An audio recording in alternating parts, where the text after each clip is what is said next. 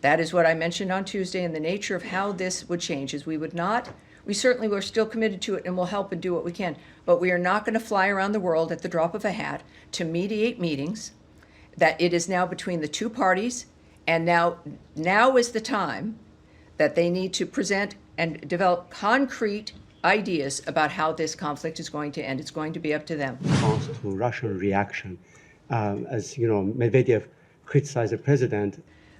What we do know from this deal and what the president has said and what has been made clear now in this arrangement is that it cements a partnership, an economic partnership between the United States and Ukraine.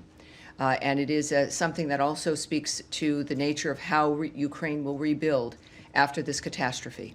It is a terrific deal. I think that it is, and again, it's the U.S.-Ukraine Reconstruction Investment Fund, and it involves much more than just the critical minerals. The president did indicate on his way back from the Vatican that he would consider secondary sanctions.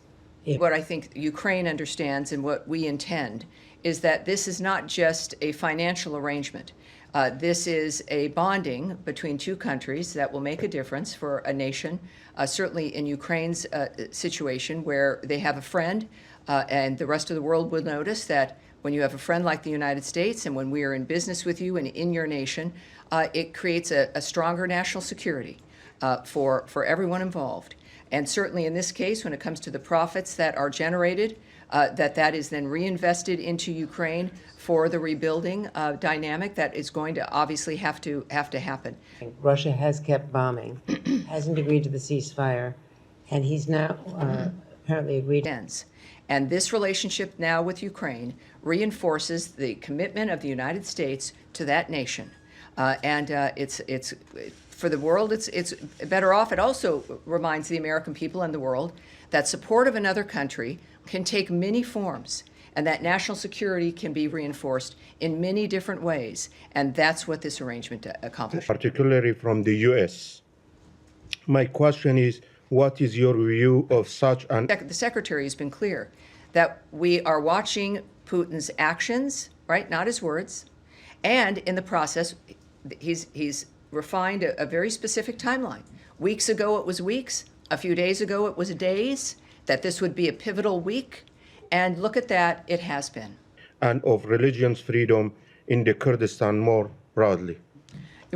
We know this is important to all of us, and to those men and the women as well involved in these negotiations.